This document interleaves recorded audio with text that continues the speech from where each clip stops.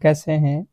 आशा करता हूँ कि आप लोगों ने बहुत अच्छे तरीके से डेली क्लास किया होगा और आपका जो है लास्ट अब जो है पड़ाव आ चुका है और आज हम लोग करने वाले हैं यहाँ पे आप लोगों का आरबीआई ऑफिस अटेंडेंस का जो आप लोगों का एग्ज़ाम होने जा रहा है उसका वायरल प्रश्न पत्र जो भी मेरे दोस्त एग्ज़ाम हॉल में जाने वाले हैं, आज ही इस क्लास को देख लो क्योंकि कल जो आप लोगों का पेपर है बिल्कुल आपको जो है इसी लेवल के और यही प्रश्न देखने को मिलेगा क्योंकि जो आपका सिलेबस है और जो आपके प्रीवियस ईयर में प्रश्न पूछे गए हैं उसके अकॉर्डिंग जो है ये 100% है कि प्रश्न आपके एग्जाम हॉल में आएंगे।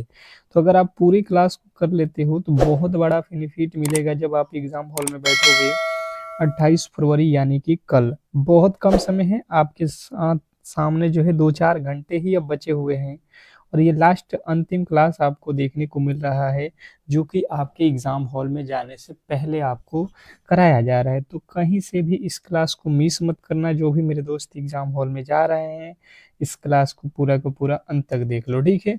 चलिएगा क्लास को स्टार्ट करते हैं और सभी लोगों से एक छोटी-सी रिक्वेस्ट रहेगी कि जो भी मेरे दोस्त इस क्लास में आए हैं प्लीज़ जो है आप लोग इस क्लास को लाइक कर लो और चैनल पे अब तक नहीं जुड़े हो तो चैनल को सब्सक्राइब करके रखो, ठीक है? क्योंकि देखिए कल जो आपका पेपर है तो सुबह के 5 एएम पे आपका बिल्कुल ही जो है एक क्लास आएगा। 100% आप उस क्लास को करके जाना एग्जाम हॉल में। अगर सिलेक्शन लेना है, एक सीट पक्का करना है तो वह सुबह वाली क्लास किसी भी एंगल से मिस मत करना। तो अभी क्लास को लाइक करके चैनल को सब्सक्राइब करके रखोगे तो वो क्लास आपको मिल जाएगा, ठीक है? और एक बार इस क्लास को शेयर कर दीजिए ताकि सभी लोगों के पास पहुंच सके ये क्लास। पहला प्रश्न जो है सिंप्लीफिकेशन का प्रश्न है, देखिएगा और सॉल्व करने की कोशिश कीजिए सभी लोग। ये जो है प्रश्न है और इसी को जो है आपको सॉल्व करना है। इसके राइट उत्तर क्या होने वाला है ये आप लोग को बताना है। अब देखिए सिंपल प्रश्न है, बहुत सिंपल है, आप आसानी से इसको करने की कोशिश करोगे तो हो जाएगा। लिखा है 640 और यहाँ पे है का मतलब होता है गुणा 25% यानी कि 25 और बट्टे में आपको करना पड़ेगा 100, फिर प्लस 160 भागे 4 माइनस 20। ठीक है, क्लियर हो गया आपका? यह बिल्कुल क्लियर है। अब देखो ये जो है आपके 25 के पहाड़े में 4 मरते में, ये 4 के पहाड़े में 16 चौका 64 यानी कि हो जाएगा यहाँ पे 160 प्लस ये भाग दे दो 16 चौका 64 माइनस यहाँ पे हो जाएगा 20। 20 और 60 यहाँ पे कितना हो जाएगा 200 और 200 में से 20 घटा दो, आपके मिल जाएंगे कितने? आपके मिल जाएंगे कितने? 180। और यदि आपने 180 को चुना है, यदि आपने 180 को चुना है तो बिल्कुल राइट उत्तर है, इसमें कहीं से भी आपके डाउट नहीं होना चाहिए। बहुत बेहतरीन प्रश्न है, आशा करता हूँ कि आप ऐसे प्रश्नों को गलती नहीं करोगे। बेहतर प्रश्न था, बहुत बेहतरीन प्रश्न था। नेक्स्ट प्रश्न की ओर चलते हैं और अगला प्रश्न आपके सामने है, कह रहे हैं यहाँ पे संख्या श्रृंखला से रिलेटेड प्रश्न है। आपको बताना है यहाँ पे कि जो है संख्या श्रृंखला से रिलेटेड प्रश्न, प्रश्न रीजनिंग का है, स्टार लगाइएगा। श्रृंखला श्रेणी के प्रश्न तो हर एक शिफ्ट में जो है पूछा जाएगा, ठीक है? तो बेहतर तरीके से इसको आपको करके ही आना है एग्जाम हॉल में, गलती नहीं करना है। अब देखिएगा यहाँ पे और समझने की कोशिश करेंगे तो इस प्रश्न के राइट उत्तर हमें मिल जाएगा।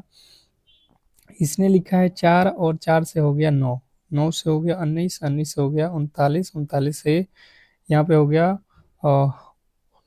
79 और 79 से अगला जो है हमें वैल्यू यहाँ पे पता करना है। क्या हो सकता है आपके अकॉर्डिंग? जो भी लॉजिक लग रहा है आप लगाने की कोशिश करो यहाँ पे। खुद से जितना आप प्रश्नों को सॉल्व करोगे उतना ही बेहतर एग्जाम हॉल में आपका रिजल्ट बनेगा, क्योंकि देखिए जो प्रश्न आप खुद से करोगे बिल्कुल वहां पे भी आप करके आओगे। जैसे देखो 5 से जो है 9 पे हुआ यानी कि यहाँ पे 5 जोड़ दिया गया होगा। 9 से 19 पे यानी कि यहाँ पे 10 प्लस किया है। 10 से 39 यानी कि यहाँ पे तो 20 प्लस कर दिया है। 39 से यहाँ पे 79 कितना, यहाँ पे तो 40 प्लस किया गया है। तो देखो 5 दूना का 10, 10 दूना का 20, 20 दूना का 40, हर बार 2 गुना किया है तो 40 में 2 गुना करेंगे, 40 दूना 80, 79 में 80 जोड़ेंगे तो ये हो जाएगा 9, यहाँ पे 8 7 कितना होता है 15। 159 जो है हमारा राइट उत्तर बन रहा है। 159 जो कि ऑप्शन नंबर ए में दिया गया है। आप आसानी से इस प्रश्न को कर सकते हो, कहीं से भी आपके डाउट नहीं होना चाहिए। बेहतर था प्रश्न। आशा करता हूँ कि आप क्लियर जो है इसको समझ गए होंगे, ऐसे गलती नहीं करोगे। अगले प्रश्न की ओर चलेंगे और अगला प्रश्न आपके सामने है, प्रतिशत से रिलेटेड प्रश्न है। कह रहा है कि एक छात्र को पास होने के लिए 40% अंक चाहिए, उसे जो है 178 अंक मिले और वह जो है 22 अंकों से जो है फेल हो गया। परीक्षा का जो है अधिकतम अंक क्या था? एक छात्र को पास होने के लिए 40% अंक चाहिए, उसे जो है 178 अंक आए पर वह 22 अंकों से फेल हो गया। अधिकतम पूर्णांक जो है पूछा गया। वेरी वेरी इंपॉर्टेंट प्रश्न है, बताने की कोशिश करेंगे। बताएंगे इस प्रश्न के राइट उत्तर क्या होने वाला है। सिंपल से फंडा से अगर आप सॉल्व करते हो तो आप बिल्कुल आसानी से जो है सॉल्व कर लोगे। जैसे यहाँ पे हम सबसे पहले पास देखते हैं कितने पे है, तो 40% पे पास रखा गया है, कोई दिक्कत नहीं है। जी हाँ, बिल्कुल। ये बराबर नंबर में कितना है, तो नंबर में ये कह रहा है भाई साहब मेरा नंबर आया है 178, पर मैं फेल हो गया हूँ कितने नंबर से, 22 नंबर। यानी कि इसको हमने अगर 22 नंबर दे दिया है तो ये भाई साहब पास हो भी जाएगा। ठीक है, अगर 22 नंबर इसको मिल जाता तो ये पास हो जाता। तो ये अब ये भी पास हो गया, 78 प्लस 22 देने के बाद से ये भी पास हो गया। यानी कि यहाँ से 40% का वैल्यू आ जाएगा। टोटल जोड़ दो 200, ये 40 के पहाड़ में कट जाएगा। 1% का वैल्यू आ जाएगा 5। टोटल परीक्षा कितने परसेंट का होगा, 100। तो 5 × 100 बराबर हो जाएगा 500 का। अगर आपने ऑप्शन नंबर बी को चुना है तो बिल्कुल राइट उत्तर है, इसमें कहीं से भी आपके डाउट नहीं होना चाहिए। बहुत बेहतरीन प्रश्न था। आशा करता हूं कि आप ऐसे प्रश्नों में गलती नहीं करोगे। नेक्स्ट प्रश्न की ओर चलेंगे और अगला प्रश्न आपके सामने है, कह रहा है लाभ हानि से रिलेटेड प्रश्न है, प्रॉफिट एंड लॉस। बहुत बेहतरीन है कि एक वस्तु को 1200 में बेचने पर 20% का लाभ होता है, तो उस वस्तु का क्रय मूल्य क्या होगा? फटाफट से आपको बताना है। फटाफट से आप बताओगे कि इस प्रश्न क्वेश्चन नंबर चौथे का जो राइट उत्तर है वो क्या होने वाला है। क्वेश्चन नंबर 4, चौथे नंबर प्रश्न के जो राइट उत्तर है फटाफट से आपको बताना है।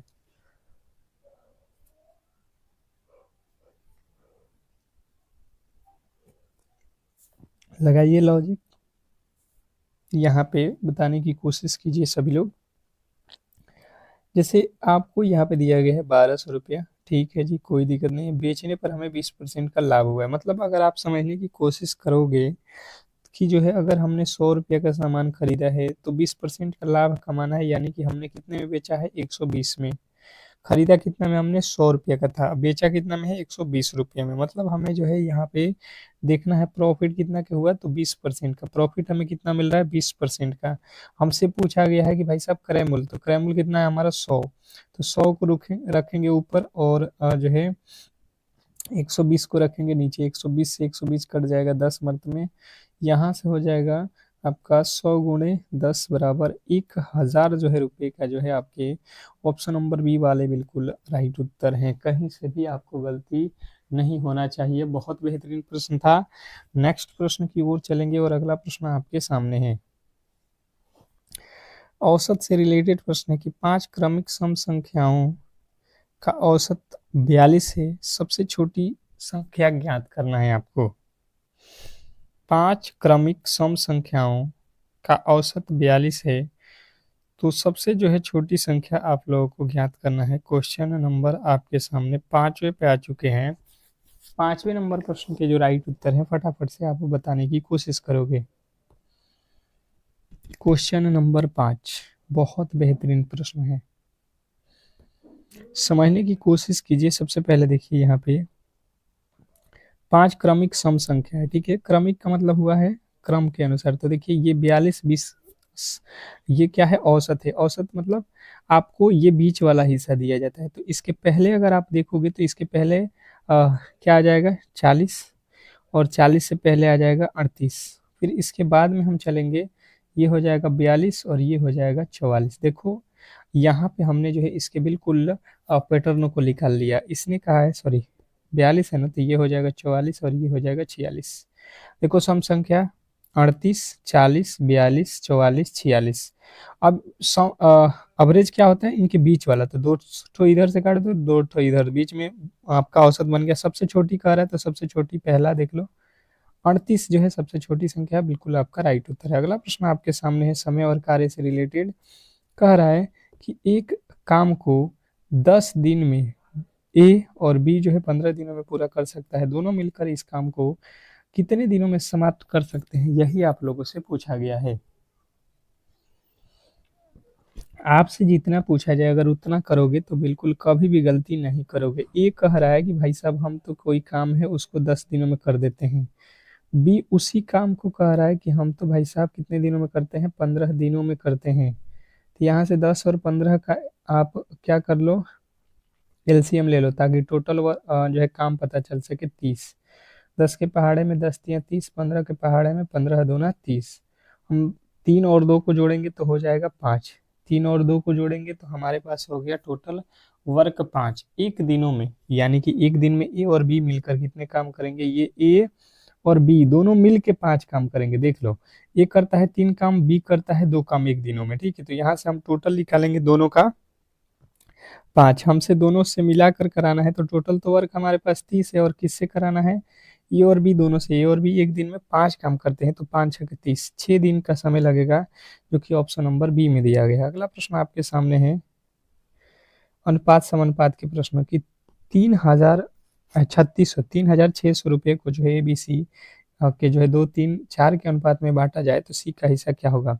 फिर कह रहा हूँ जो भी मेरे दोस्त कल एग्जाम हॉल में जाने वाले हैं, 100% आपको रियल प्रश्न कराऊंगा सुबह के 5 AM पे। देख लेना 5 AM पे 100% वही प्रश्न आपको मिलेगा जो आपको एग्जाम हॉल में पूछने वाला है, ठीक है। तो सुबह में जो आप लोग मेरे दोस्त एग्जाम हॉल में कल जाने वाले हो, बिल्कुल ही उस क्लास को देख कर जाना। रामबाण वहाँ पे 100% रियल पेपर को कराऊंगा। आप को पहले से ही आप जो है चैनल को सब्सक्राइब करके बेल आइकन दबा के रखोगे तो उस क्लास का नोटिफिकेशन जाएगा। वो किसी भी हालत में आप मिस मत करना, पहले ही बता रहा हूँ, ठीक है।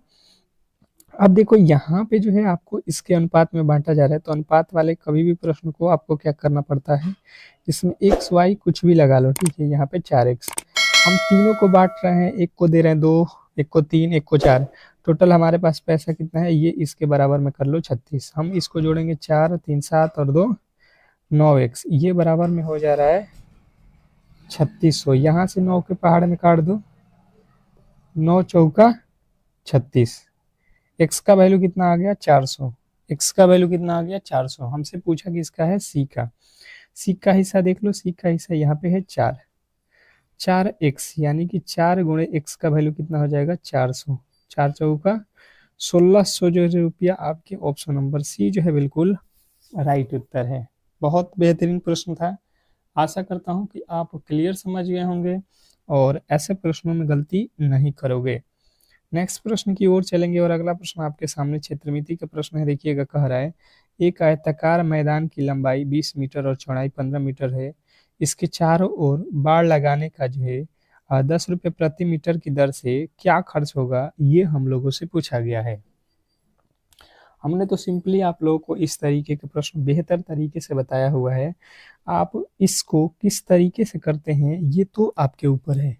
सबसे पहले आप देखो, आयताकार है मतलब इस तरीके का एक बाग होगा, आपको इसके बाहरी हिस्से में यानी कि यहाँ पे लगाना है, ठीक है, यहाँ पे लगाना है। तो ये वाला हिस्सा निकालने के लिए आपको इसका मतलब होता है परिमाप निकालना है। क्या? परिमाप। तो यहाँ पे आयत का परिमाप का फॉर्मूला आपको लगाना होगा। अगर आपको याद है तो बिल्कुल आप आसानी से कर सकते हो। आयत की परिमाप होता है 2 × L + B, हो जाएगा 2 × L का वैल्यू 20 प्लस यहाँ पे 15, 15 और 20, 35, 35 में 2 से गुणा कर दो, 35 दूना 70। इसने कहा है कि भाई साहब 10 रुपये प्रति मीटर, हमें कितना एरिया मिल गया 70, और 70 में 10 रुपये प्रति लगाएंगे यानी कि 700 रुपये का जो है हमें खर्च बैठेगा। ऑप्शन नंबर ए जो है बिल्कुल राइट उत्तर है। नेक्स्ट प्रश्न की ओर चलेंगे और अगला प्रश्न आपके सामने है, कह रहा है समय, चाल और दूरी, समय, चाल और दूरी जो है यहाँ पे आप लोगों को दिया गया कार एक कार यहाँ पे आपके 54 किलोमीटर प्रति घंटे की चाल से 20 सेकेंड में कितनी दूरी तय करेगी, ये हमें बताने की कोशिश करेंगे। सभी लोग बताएंगे। क्वेश्चन नंबर जो है 9वें नंबर प्रश्न के जो राइट उत्तर हैं फटाफट से आपके बताने की कोशिश करना है। क्वेश्चन नंबर यहाँ पे आपके सामने 9। सबसे पहले आप देखो यहाँ पे क्या निकालना है, दूरी निकालना है, ठीक है। तो सबसे पहले ये देखो किलोमीटर में है, ये जो है सेकेंड में है, यानी कि ये मीटर पर घंटा है, किलोमीटर पर घंटा ये सेकेंड में है। तो हमें जो है इसके जो है दूरी बराबर क्या होती है, फॉर्मूला दूरी बराबर होता है चाल इंटू समय, चाल गुणे समय, समय यानी कि टाइम। यहाँ पे चाल दिया गया है 54। अब देखो मीटर पर सेकेंड है, इसको चेंज करना पड़ेगा। 5/18 से गुणा कर देंगे, गुणे समय कितना है 20, 18 तिया 54, हमारे पास हो गया 3 गुणे 5, 3 5 15, 15 में 20 से गुणा कर देंगे, 15 दूना 30 पे एक जीरो लगा दो, 300 मीटर आपके बिल्कुल राइट उत्तर हो जाएगा दूरी, ऑप्शन नंबर जो कि बी में दिया गया है। नेक्स्ट प्रश्न की ओर चलेंगे और अगला प्रश्न आपके सामने है साधारण ब्याज। मुझे लगता है कि सबसे आसान प्रश्न यही है और बिल्कुल आप आसानी से ऐसे प्रश्नों को सोल्व कर देते हो। क्या लिखा है कि 4,000 रुपये की राशि पर 5% वार्षिक ब्याज के दर से 3 वर्षों का जो है साधारण ब्याज क्या होगा। क्या होता है आपका एसआई का फॉर्मूला, बिल्कुल आप सिंपल तरीके से लगा सकते हो। मूलधन, मूलधन हमारे पास यानी कि कितना रुपया है 4,000, गुणे दर कितना है 5 और समय कितना है 3 और बट्टा में 100। ये 2 जीरो से ये 2 जीरो काट दो, 3 पचे 15, 15 चौका 60 पे एक जीरो लगा दो, 600 जो है आपके बिल्कुल राइट उत्तर हो जाएगा, जो कि ऑप्शन नंबर बी में दिया गया है। मुझे लगता है आप आसानी से समझ गए होंगे और ऐसे प्रश्नों में गलती नहीं करोगे, ठीक है। नेक्स्ट प्रश्न की ओर चलेंगे और अगला प्रश्न आपके सामने है, देखिएगा। अब देखिए जीके का प्रश्न यहाँ पे आ चुका है, ठीक है। जीके के प्रश्न आप लोगों के सामने है, फटाफट से आपको बताना है। पहला प्रश्न आप लोगों के सामने है, यहाँ पे देखिएगा थोड़े से बेहतर तरीके से कह रहा है कि बैंकिंग लोकपाल योजना के तहत जो है यदि कोई बैंक ग्राहक की शिकायत का जो है समाधान 30 दिनों में नहीं करता है तो ग्राहक कहाँ अपील कर सकता है। अब जो है वह ग्राहक जो है कहाँ पे अपील करेगा, तो आपको बताना है कि ये जो ग्राहक होगा ये आरबीआई के जो है डिप्टी गवर्नर के पास अपील कर सकता है। ऑप्शन नंबर बी जो है आपके बिल्कुल राइट उत्तर हो जाएगा। नेक्स्ट प्रश्न की ओर चलेंगे और अगला प्रश्न है कि मुद्रास्फीति को नियंत्रित करने के लिए आरबीआई नकद आरक्षित जो है अनुपात में क्या जो है बदलाव करेगा, बताइएगा। प्रश्न पूछा है कि मुद्रास्फीति को नियंत्रित करने के लिए आरबीआई नकद आरक्षित जो है अनुपात में क्या बदलाव करेगा। तो जो भी मेरे दोस्त यहाँ पे बता रहे हैं कि जो है सीआरआर को बढ़ाएगा, तो बिल्कुल राइट उत्तर है ऑप्शन नंबर बी, सीआरआर को बढ़ाएगा। नेक्स्ट प्रश्न आपके सामने है, कह रहा है कि जो है बेसल 3 मानदंडों के अनुसार बैंकों को अपना जो है पूंजी पर्याप्तता अनुपात न्यूनतम कितने प्रतिशत जो है बनाए रखना अनिवार्य है। तो आपका जो राइट उत्तर बनेगा ये बनेगा 9% जो है बिल्कुल राइट उत्तर है, ऑप्शन नंबर सी। नेक्स्ट प्रश्न की ओर चलेंगे और अगला प्रश्न है कि नेगोशिएबल नेगोशिएबल इंस्टीट्यूमेंट्स एक्ट 1881 की जो है तहत किस जो है धारा के तहत जो है चेक बाउंस को एक जो है दंडनीय अपराध माना गया है। क्वेश्चन आपके सामने 19वें नंबर प्रश्न के राइट उत्तर हो जाएगा धारा 138 के तहत, ऑप्शन नंबर बी जो है आपके बिल्कुल राइट उत्तर है। नेक्स्ट प्रश्न आपके सामने है कि भारत में भुगतान और निपटान प्रणाली का जो है नियामक कौन है। तो जो भी मेरे दोस्त यहाँ पे बता रहे हैं कि ये हैं आपके आरबीआई, ऑप्शन नंबर सी आपके बिल्कुल राइट उत्तर है। नेक्स्ट प्रश्न आपके सामने है कोडिंग डिकोडिंग से रिलेटेड प्रश्न, यानी कि अब आ चुका है आप लोगों के सामने रीजनिंग। रीजनिंग के प्रश्नों को सॉल्व करो बिल्कुल बहुत बेहतरीन तरीके से। और एक बार फिर से बता रहा हूँ, 5 AM वाली क्लास किसी भी एंगल से मिस मत करना, जिनका भी कल पेपर है। 100% आपको रियल प्रश्न वहीं पे मिलेगा। सुबह के 5 AM पे तैयार रहना, एग्जाम हॉल में जाने से पहले उस क्लास को देखकर ही जाना, ठीक है। तो आप लोगों से रिक्वेस्ट ही कर सकते हैं, जो भी मेरे दोस्त सिलेक्शन लेने वाले हैं वो तो सुबह में बिल्कुल उस क्लास को देखकर ही जाएंगे, ठीक है।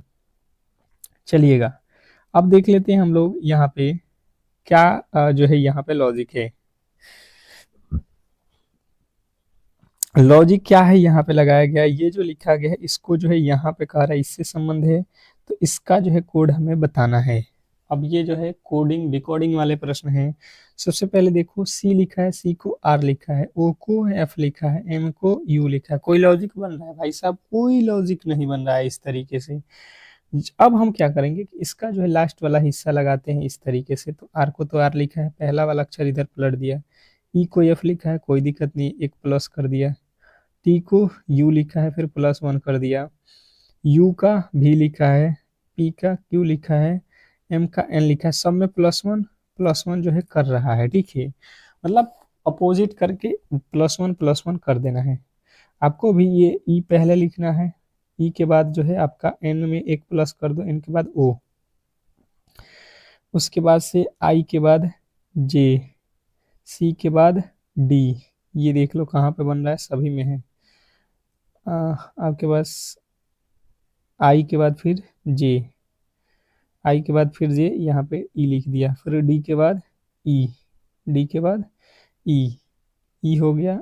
अब देख लो यहाँ पे ई नहीं है, यानी कि हमारा जो ऑप्शन नंबर ए बन रहा है बिल्कुल राइट उत्तर है। देख रहे हो, इस तरीके के प्रश्न आपके एग्जामिनर पूछेगा, थोड़ा सा भी गलती करोगे बिल्कुल गलत हो जाएगा। अगला प्रश्न आपके सामने है ब्लड रिलेशन का प्रश्न, कि जो है एक महिला की ओर इशारा करते हुए राजन ने कहा। भाई साहब आप खुद राजन समझो कि आप राजन हो, ठीक है, आप राजन हो। अगर आप खुद पे ले लोगे तो ये प्रश्न गलती नहीं होगा। वह उस महिला की, एक महिला की ओर इशारा करते हुए राजन ने कहा कि वह उस महिला की बेटी है जो मेरी माँ के पति की माँ है। वह महिला राजन से कैसे संबंधित है? अब इस लाइन को आपको पढ़ना है। वह उस महिला की बेटी है, एक महिला है उसकी बेटी है जो मेरी माँ, ये राजन है, इसकी यहाँ पे माँ होंगी, मेरी माँ के पति, माँ के पति यानी इसके फादर के पति की माँ है, पति की माँ, पति की माँ यानी कि जो है आप क्या कह सकते हो, पति की माँ यानी कि यहाँ पे जो है इसके पति की माँ है।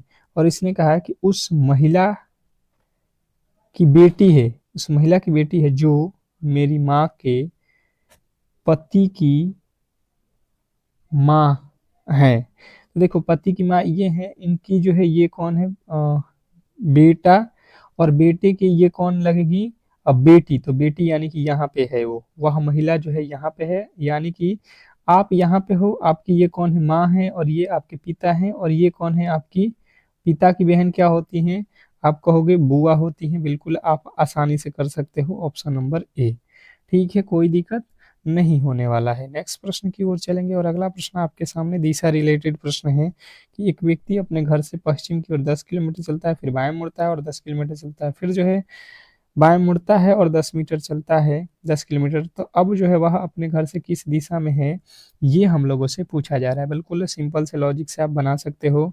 सबसे पहले पश्चिम दिशा में जाना है, तो आप यहाँ पे अगर खड़े हो तो इधर चलोगे, पश्चिम हो जाएगा 10 मीटर। फिर जो है आपको कहाँ मुड़ना है, फिर जो है बाएं मुड़ना है, तो बाएं यानी कि नीचे की तरफ मुड़ोगे 10 मीटर। फिर जो है आपको कहाँ मुड़ना है, बायां, यानी कि इधर चलोगे 10 किलोमीटर। फिर अब वह जो है अपने अपने घर से किस दिशा में, आप यहाँ पे थे आप नीचे आ गए, तो कौन सा दिशा होता है ये भाई साहब दक्षिण दिशा होता है, नीचे की तरफ। आप वो बिल्कुल बेहतर तरीके से जानते हो। ऑप्शन नंबर बी जो है आपके कहीं से भी गलती नहीं है। अगला प्रश्न आपके सामने है, लुप्त संख्या जो है ज्ञात करनी है। आपसे लुप्त संख्या पूछा जा रहा है। बेहतर है 3 से 7, 7 से 15, 15 से 31, 31 से 63, 63 के बाद से क्या, 63 के आगे क्या? आप कहोगे बिल्कुल सिंपल है, 3 गुणे 2 कर दो, 3 दूना का 6 और 1 जोड़ दो, कितना हो जाएगा 7। उसी प्रकार 7 का 2 गुना कर दो, 1 जोड़ दो, 7 दूना 14 और 1 15। मतलब ये लॉजिक में देख रहे हो, हर बार 2 से गुणा करके 1 जोड़ा है, तो आप भी वही काम करो, 63 में 2 से गुणा करो, 1 जोड़ दो, 63 दूना 126 और 1 27 जो है आपके बिल्कुल राइट उत्तर है, ऑप्शन नंबर ए। नेक्स्ट प्रश्न की ओर चलेंगे और अगला प्रश्न है यहाँ पे न्याय निगमन, यानी कि जो है आपको कथन और निष्कर्ष के प्रश्न जो है बेहतर तरीके से सॉल्व करने आने चाहिए। जैसे कह रहा है सभी फल जो है पेड़ है, तो सभी फल जितने भी फ्रूट हैं ये सभी के सभी क्या हैं, पेड़ हैं। पेड़ मतलब ट्री, क्या है ये, ट्री है, ठीक है, ये ट्री है, ट्री को टी से लिख देता हूँ। कोई पेड़ फल नहीं है, सभी फल पेड़ है, कोई पेड़ फूल नहीं है, फूल कह रहा है फल नहीं, फूल, फूल को फ्लावर लिखो या फेल से लिखता हूँ। कह रहा है कोई फूल, कोई फल फूल नहीं है, तो देखो जब ये फल है और ये ट्री है, जब ट्री और जो है फूल एक साथ नहीं हो सकते तो उसके अंदर ही तो यहाँ पे फल है, तो ये कैसे हो जाएगा, बिल्कुल ये बात सही है। दूसरा, कुछ पेड़ फल हैं, पेड़ का कुछ हिस्सा फल है, फल, ये पेड़ है और इसका कुछ हिस्सा फल है, बात बिल्कुल ये सही कह रहा है। तो आपको बताना है कि दोनों ही निष्कर्ष सही है। अगला प्रश्न आपके सामने है, विषम की पहचान करना है। क्या करना है आपको, विषम की पहचान करना। आपके पास है तांबा, लोहा, पीतल, एल्यूमिनियम, इसमें अलग कौन है, बताइएगा।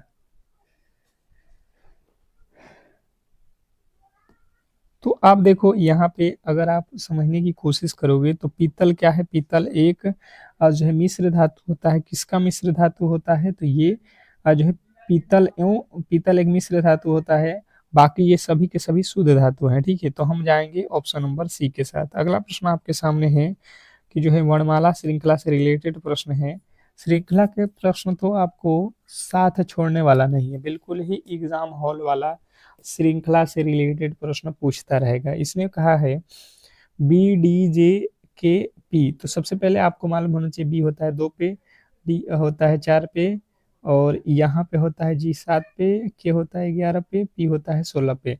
आप इसको कोड याद रखोगे तो बिल्कुल आप आसानी से बना सकते हो। 2 जोड़ा है, फिर 3 जोड़ा है, फिर 4 जोड़ा है, फिर यहाँ पे आपके 5 जोड़ दिया, आप यहाँ पे 6 जोड़ दो ना, तो कितना हो जाएगा 22। 22 पे कौन सा अक्षर होता है, वी, कौन सा अक्षर हो जाएगा, बी, ऑप्शन नंबर बी जो है आपका बिल्कुल राइट उत्तर है। अगला प्रश्न है कि 40 लड़कों की एक पंक्ति में अमित बाएं छोर से 15वें स्थान पे है, तो दाहिने छोर से उसका स्थान क्या होगा। बिल्कुल ही बेहतरीन प्रश्न है और आपको ऐसे प्रश्न एग्जाम हॉल वाला बार बार पूछता है।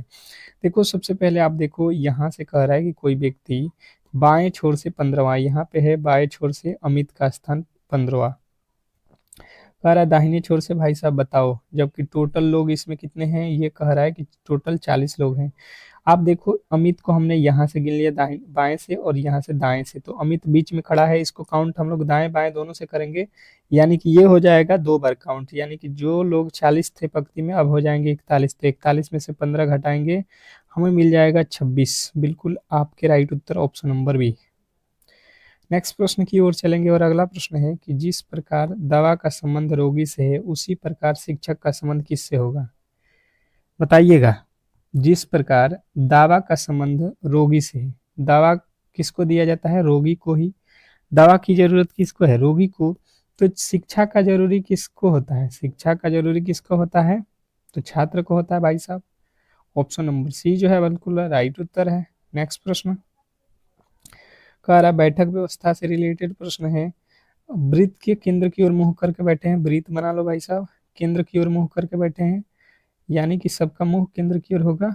इसने कहा है पी क्यू के सामने बैठा है, पी और क्यू सामने है, यानी कि पी अगर यहाँ पे है तो क्यू इसके सामने है, कोई दिक्कत नहीं है। कह रहा आर पी और एस के बीच में बैठा, आर पी और एस के बीच में बैठा है।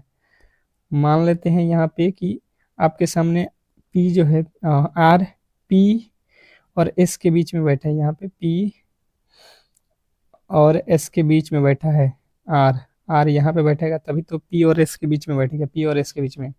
टी यू के बाएं है, टी कौन है, टी कहाँ है, यू के बाया, यू के बाया, यानी कि यू अगर यहाँ पे होगा तो इसके बाएं में कौन हो जाएगा, टी।